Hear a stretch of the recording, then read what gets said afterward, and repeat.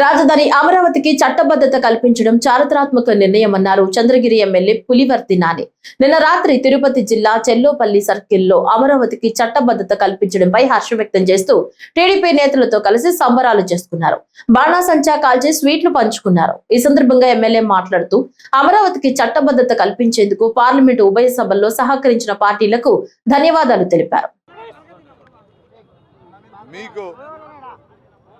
NDA కూటమిలో చంద్రబాబు నాయుడు గారు, పవన్ కళ్యాణ్ గారు, లోకేష్ బాబు గారు ఎలక్షన్ ముందు అయితే ఏ విధంగా మాట ఇచ్చారో ఆ మాట ప్రకారం ఈరోజు మోడీ గారి నాయకత్వంలో పార్లమెంట్లో అమరావతి బిల్లు పాస్ చేయడం జరిగింది.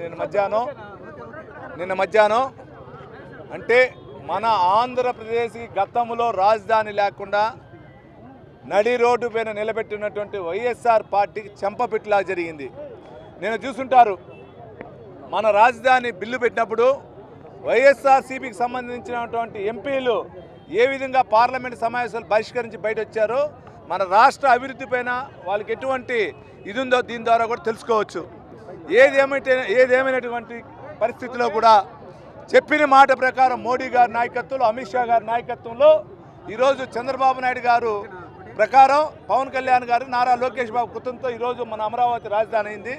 దీనికి భారతీయ జనతా పార్టీ అమిత్ షా గారికి, మోడీ గారికి, అదేవిధంగా ఈరోజు రాష్ట్ర ప్రజలందరినీ కూడా మాటిచ్చిన ప్రకారం నిలుపుకున్నటువంటి మా పెద్ద చంద్రబాబు నాయుడు గారికి, డిప్యూటీ సీఎం పవన్ కళ్యాణ్ గారికి, నారా లోకేష్ గారికి కూడా కృతజ్ఞతలు తెలియజేసుకుంటున్నాం.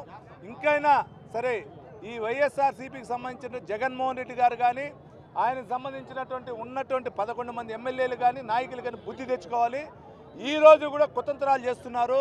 మహావిఘన్ అని పేరు, ఇంకో పేరు పెట్టి మీరు ఇదే విధంగా చేస్తే రాబోయే కాలంలో 11 సీట్లు కాదు, అది కూడా రాదు.